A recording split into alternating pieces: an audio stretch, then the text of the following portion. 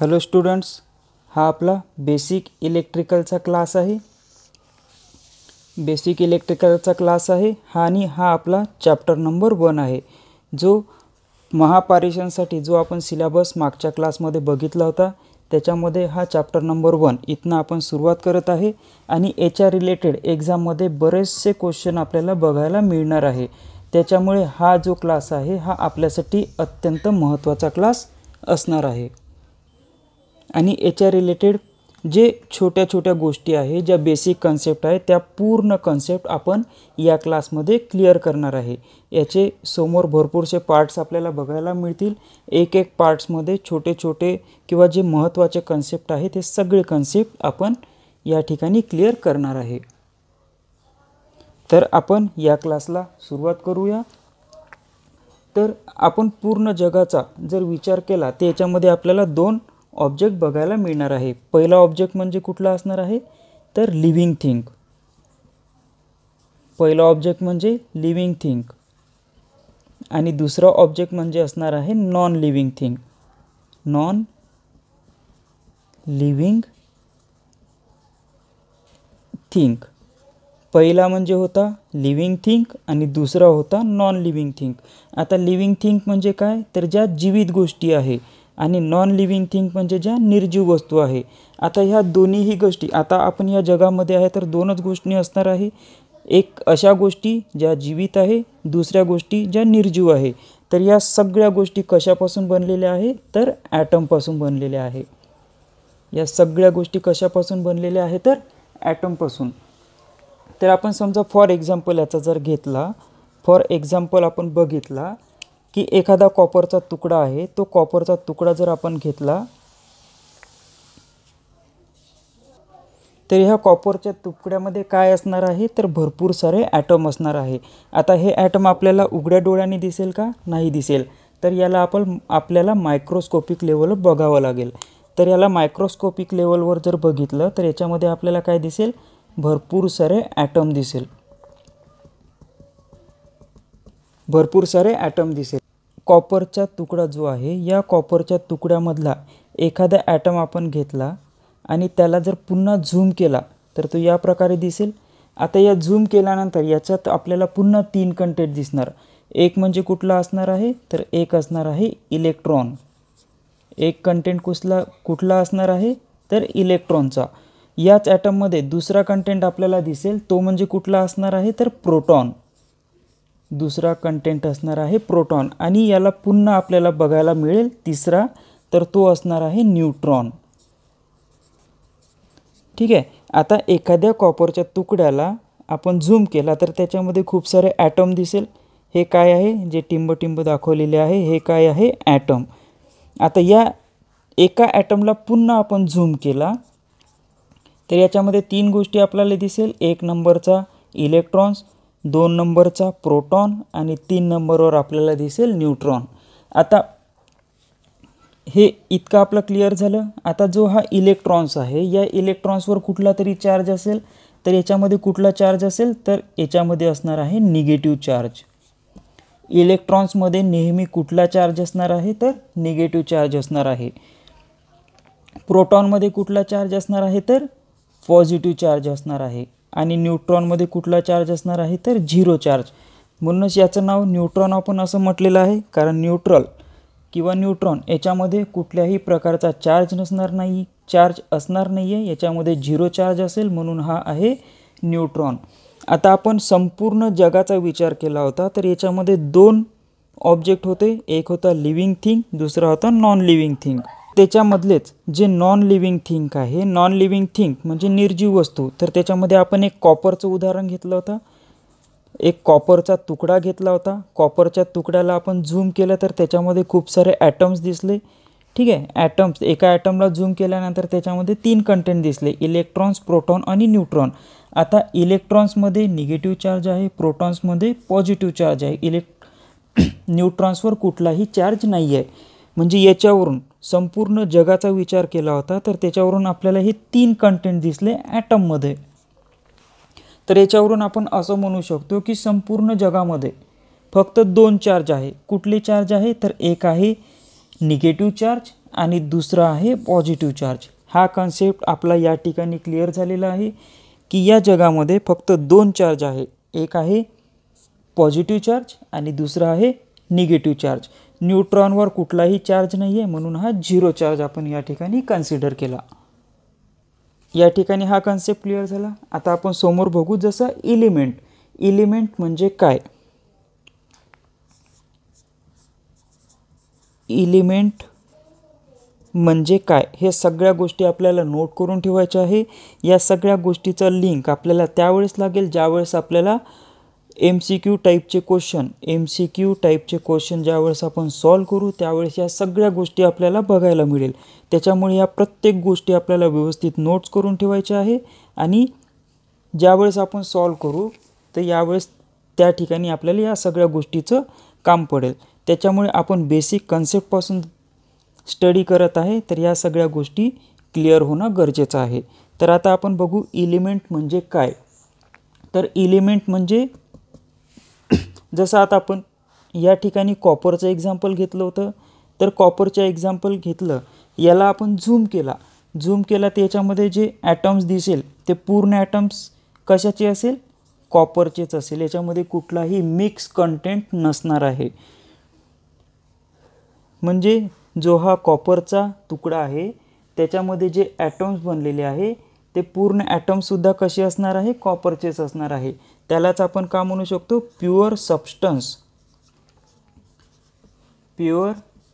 Substance असं सुद्धा म्हणू शकतो. म्हणजे याच्यामध्ये झूम केल्यानंतर जे काही सगळे ॲटम्स आपल्याला दिसेल ते सगळे ॲटम्स कशाचे असणार आहे? तर कॉपरचेच असणार आहे. तर इलिमेंट म्हणजे काय? तर त्याच्या जो काही मटेरियल असेल त्या मटेरियलमध्ये कुठलाही मिक्स कंटेंट आपल्याला बघायला मिळणार नाही. त्याच्यामध्ये जे कॉपरचा जर असेल तर कॉपरचेच कंटेंट आपल्याला बघायला मिळेल. त्यालाच आपण प्युअर सबस्टन्स असं सुद्धा म्हणतो. ठीक आहे, हा पॉईंट एक या ठिकाणी नोट करून ठेवायचा. आता याच्यासाठी इलिमेंट म्हणजे काय हे जर समजून घ्यायचं असेल एक एक्झाम्पल तुम्ही लिहून ठेवू शकता की कॉपरला जर झूम केला तर कॉपरचेच ॲटम या ठिकाणी दिसेल. याच्यामध्ये कुठलाही मिक्स कंटेंट आपल्याला बघायला मिळणार नाही. त्याच्यानंतर नेक्स्ट आहे कंपाऊंड म्हणजे काय. कंपाऊंड म्हणजेच काय? याला आपण मिश्रणसुद्धा म्हणू शकतो. कंपाऊंड म्हणजे मिक्स. कंपाऊंड म्हणजे काय? तर मिक्स असं सुद्धा याला आपण म्हणू शकतो. म्हणजे फॉर एक्झाम्पल जर आपण घेतला की ब्रासचा मटेरियल आहे त्याचा एखादा आपण तुकडा घेतला, त्या तुकड्याला पुन्हा आपण झूम केला मायक्रोस्कोपिक लेवलवरती, त्याला झूम केला तर आपल्याला काय पाहायला मिळतील? तर याच्यामध्ये काय पाहायला मिळेल? तर कॉपर प्लस झिंक या ठिकाणी दिसतंय. कॉपर प्लस झिंक हे कंटेंट आपल्याला बघायला मिळणार आहे. म्हणजे ब्रास जर आपण पकडला, ब्रास म्हणजेच आपण मराठीमध्ये याला म्हणतो पितळ. ब्रास जर आपण पकडला तर याच्यामध्ये आपल्याला कॉपर प्लस झिंक यांचं मिश्रण पाहायला मिळणार आहे. जसं इलिमेंटमध्ये काय होतं? तर प्युअर सबस्टन्स होता. याच्यामध्ये कुठलेही मटेरियल मिक्स नव्हते. या ठिकाणी आपण कंपाऊंड जर बघितला तर कंपाऊंडमध्ये काय आहे? तर मिक्स मटेरियल आहे. मिक्स मटेरियल म्हणजे काय? जसं आपण एक्झाम्पल घेतला ब्रासचा, हे नोट करून ठेवायचं आहे आपल्याला. आपण पूर्ण ब्लॉक समोर बघणार आहे. हे एक्झाम्पलसाठी या ठिकाणी नोट करून ठेवायचं की ब्रास म्हणजे पितळ जर बघितला त्याच्यामध्ये फक्त ब्रासचेच कंटेंट असणार आहे का? तर ब्रासचे कंटेंट नसणार आहे. याच्यामध्ये कॉपर असणार आहे काही प्रमाणात आणि काही प्रमाणात झिंक असणार आहे. आणि या कंटेंटपासून जे मटेरियल तयार होणार आहे ते तयार होणार आहे पितळ म्हणजेच ब्रास. आता जे हे इलिमेंट्स आहे या इलिमेंट्सला आपण मराठीमध्ये काय म्हणतो? तर मूलद्रव्ये. ठीक आहे. आता याच्यामध्ये जे लहानात लहान सुद्धा जे कण असेल, सूक्ष्म कण असेल, ते सुद्धा त्या सूक्ष्म कणामध्ये दुसरे कुठलेही कंटेंट मिक्स होत नाही.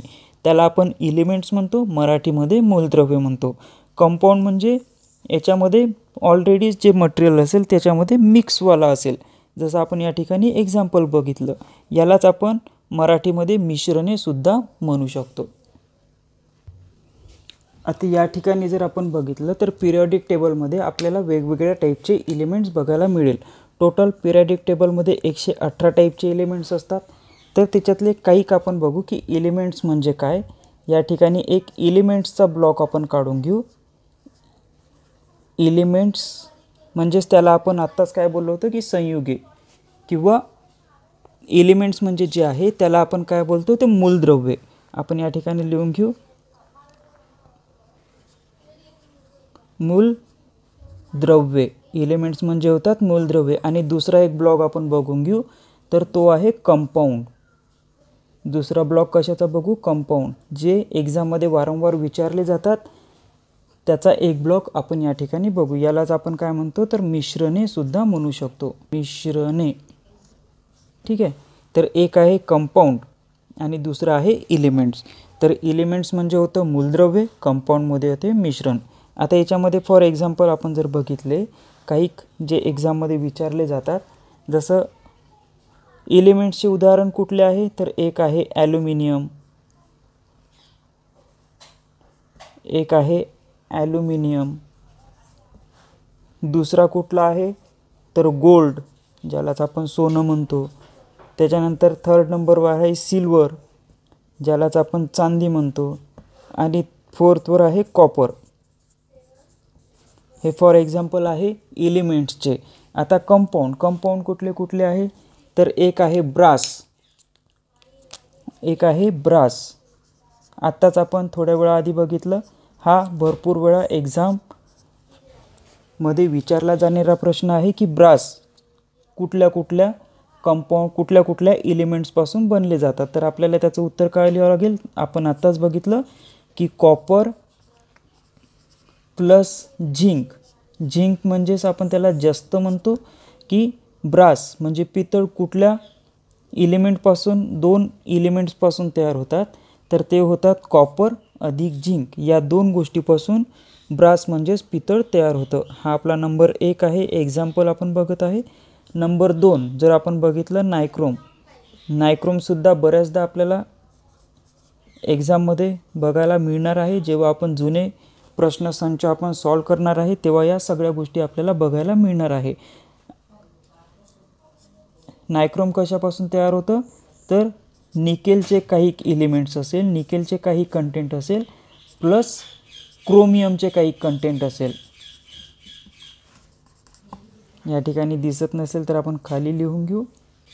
निकेल प्लस क्रोमियम या दोन गोष्टीला जर आपण मटेरियलला जर एकत्र केलं तर आपल्याला कुठला मटेरियल मिळणार आहे तर नायक्रोम मिळणार आहे. थर्ड नंबरवर जो आहे आपण बघू मॅग्नीन. हा सुद्धा बऱ्याचदा आपल्याला एक्झाममध्ये बघायला मिळतो. मॅग्नीन कशापासून तयार होतं तर हा तयार होतो कॉपर प्लस मॅग्नीन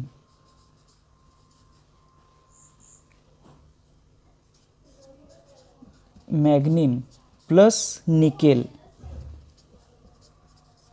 मॅग्नीन कुठल्या कंटेंटपासून तयार होतं तर त्याच्यामध्ये कॉपर लागेल, अधिक मॅग्नीन लागेल, अधिक निकेल लागेल. आणि चौथ्या नंबरचा जो कंटेंट आहे, चौथ्या नंबरचा जो कंपाऊंड मिश्रण आहे तो आहे युरेका. आता युरेका कुठल्या कंपाऊंडपासून तयार होईल तर हे होईल कॉपर अधिक निकेल. कॉपर अधिक निकेल या दोन गोष्टीपासून तयार होणारा मटेरियल म्हणजे कंपाऊंड. म्हणजे याच्यामध्ये आपल्याला हेच सांगायचं आहे की कंपाऊंड म्हणजे असे मटेरियल ज्याच्यामध्ये दोन कुठल्याही मटेरियल मिक्स होतात. आणि एलिमेंट्स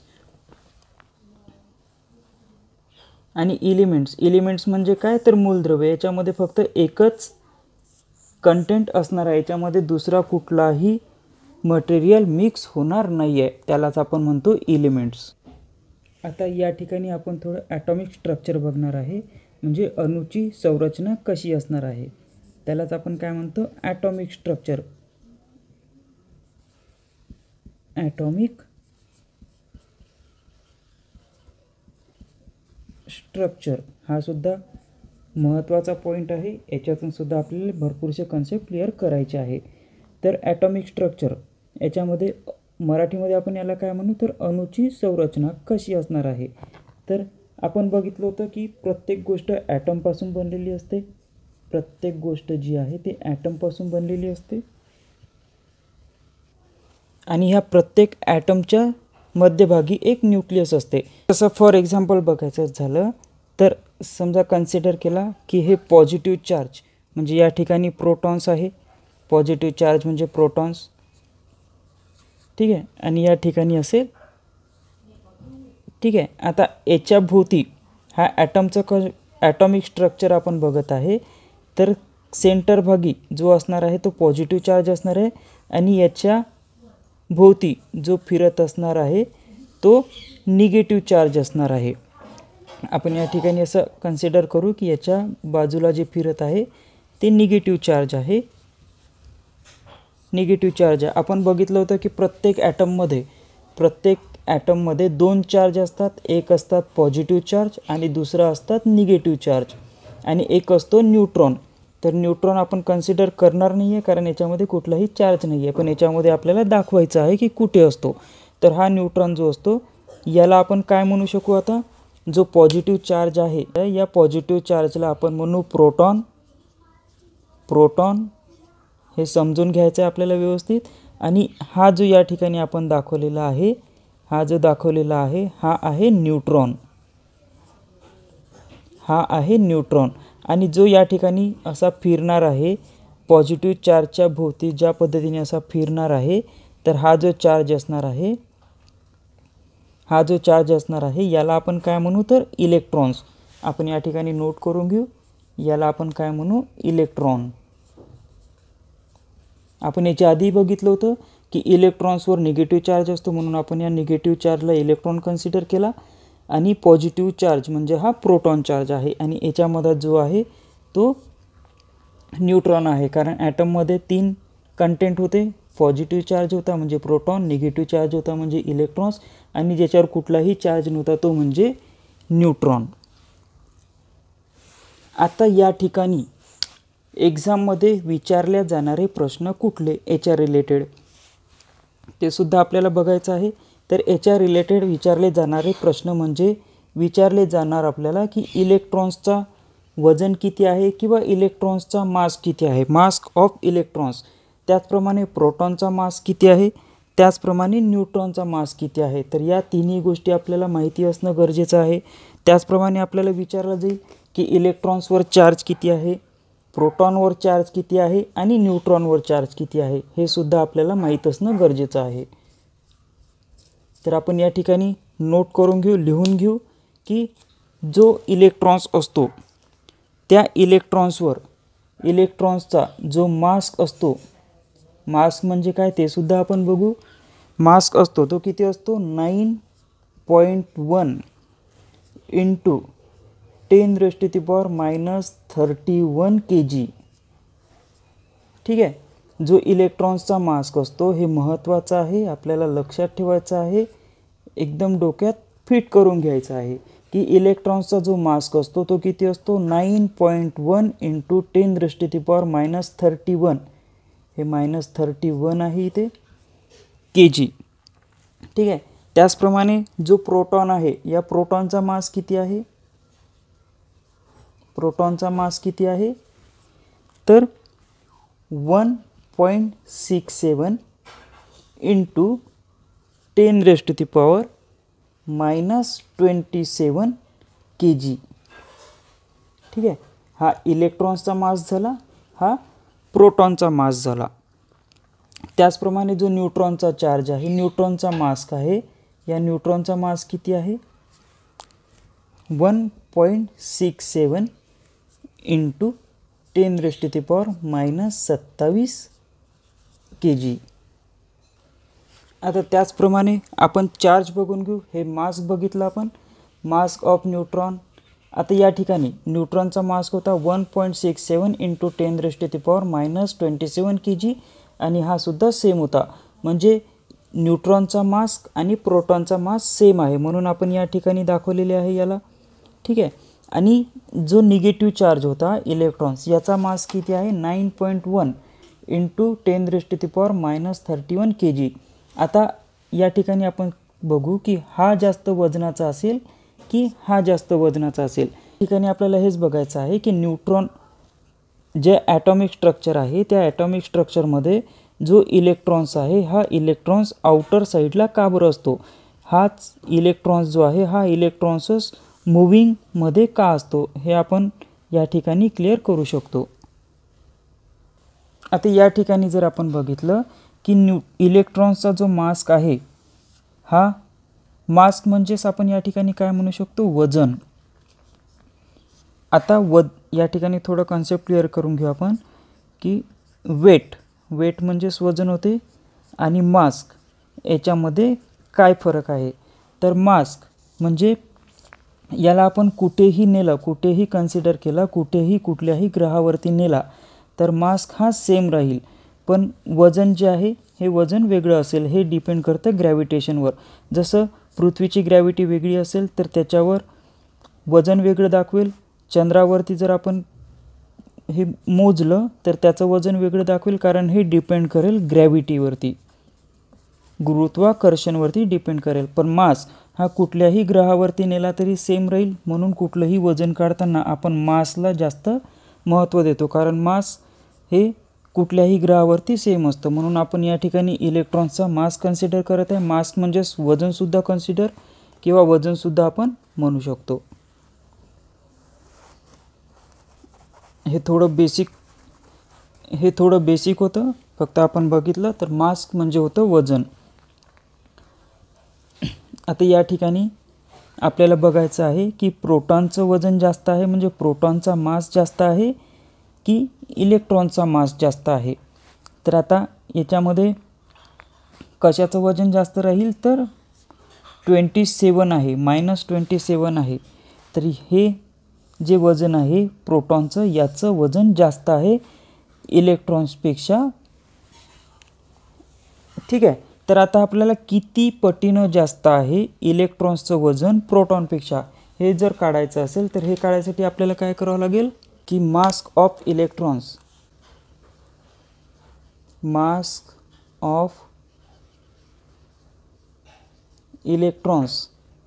डिवायडेड बाय भागीला मास ऑफ प्रोटॉन.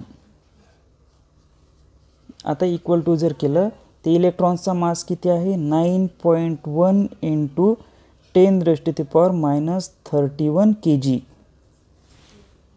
आणि प्रोटॉनचा मास किती आहे याला भागीला जर केलं तर प्रोटॉनचा मास किती आहे तर 1.67 × 10⁻27 kg. जर आपण याला सॉल्व केलं तर आपल्याला याचं ॲन्सर मिळेल 1/1840 हा याचा ॲन्सर मिळेल. याला आपण सॉल्व करून बघू, पण आधी आपण कन्सेप्ट क्लिअर करून घेऊ.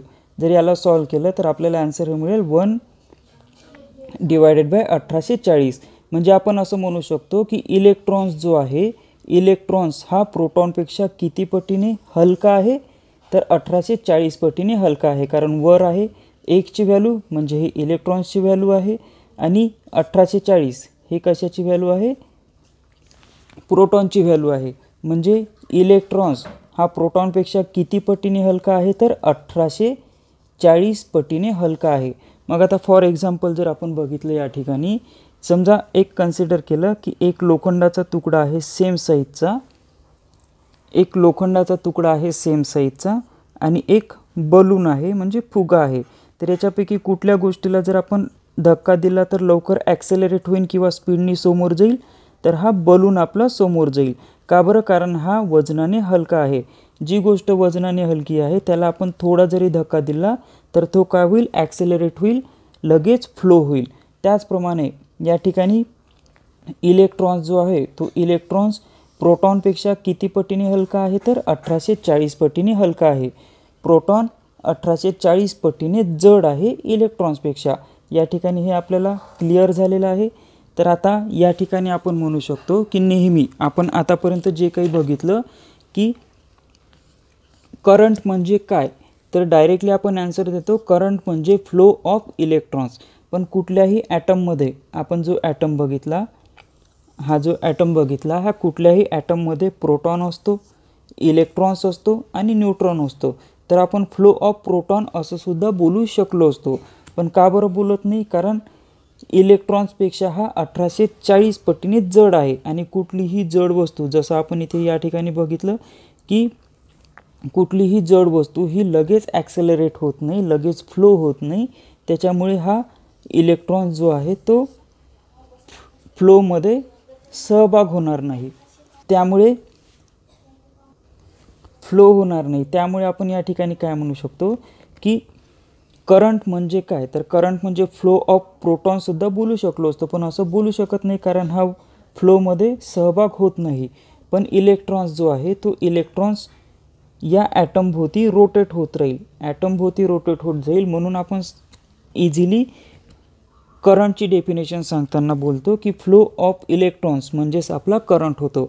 तर करंट म्हणजे फ्लो ऑफ इलेक्ट्रॉन्स का बरं बोलतो? तर या ठिकाणी आपण सगळं क्लिअर केलेलं आहे. कारण इलेक्ट्रॉन्स हा वहनात सहभाग होतो. वहन म्हणजे फ्लो होताना इलेक्ट्रॉन्सच फ्लो होतो, कारण तो वजनाने प्रोटॉनपेक्षा 1840 पटीने हलका आहे. आणि हलकी वस्तू लगेच ॲक्सेलरेट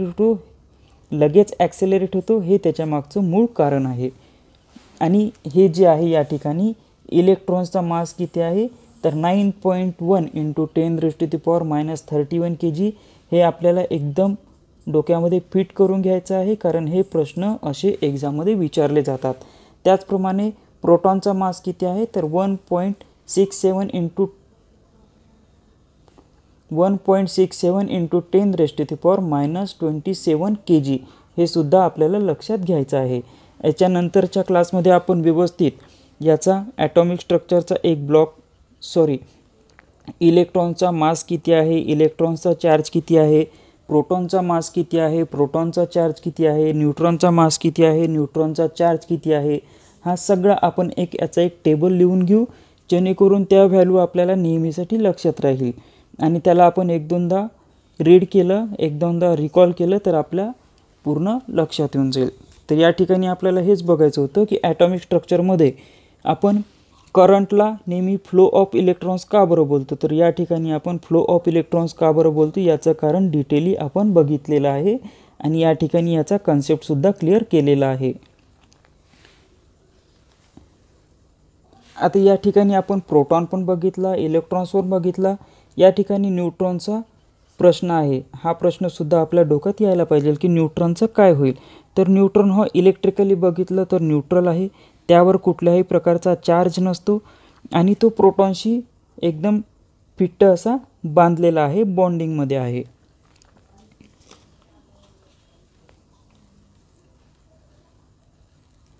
समजा एखाद्या मूलद्रव्यामध्ये ॲटममध्ये जेवढे इलेक्ट्रॉन्स असेल तेवढेच प्रोटॉन असतात. हे सगळं डिटेल आपण नेक्स्ट क्लासमध्ये बघणार आहे. हे फक्त बेसिक आपल्याला या ठिकाणी लक्षात घ्यायचं आहे की न्यूट्रॉन जो आहे तो प्रोटॉनसोबत पद्धतशीर एकदम टाईटली बॉन्डिंग असतो. तर स्टुडंट्स, आजच्या क्लासमध्ये आपण इथेच थांबू. या ठिकाणी आपण आजच्या क्लासमध्ये थोडं बेसिक बघितलं. बेसिकपासून आपण आपल्या क्लासची सुरुवात केलेली आहे. याच्यामध्ये अशाच प्रकारचे बेसिक गोष्टी आपण बघू, जेणेकरून सगळ्यात महत्त्वाचं जे आपलं असणार आहे ते असणार आहे की आपले कन्सेप्ट क्लिअर झाले पाहिजे. जे काही बेसिक गोष्टी आहे, जे आपण ITI अभ्यास करताना ज्या काही आपल्या गोष्टी सुटल्या, त्या सगळ्या गोष्टी आपण या ठिकाणी क्लिअर करणार आहे. जेणेकरून कुठल्याही बेसिक गोष्टी, या गोष्टी कशा आल्या किंवा इलेक्ट्रॉन्सचाच फ्लो का बरं होतो, करंटला आपण इलेक्ट्रॉन्स फ्लो असं का बरं बोलतो, ह्या सगळ्या गोष्टी, छोट्या गोष्टी आहेत, त्या सगळ्या क्लिअर करणार आहे. तर याचे जे आहे हे पूर्ण बघितल्यानंतर ॲनालिसिस करायचं, त्याच्यानंतर स्वतःच्या लँग्वेजमध्ये नोट्स काढून ठेवायच्या. ठीक आहे. तर आजच्या क्लासमध्ये एवढंच. Thank you for watching this.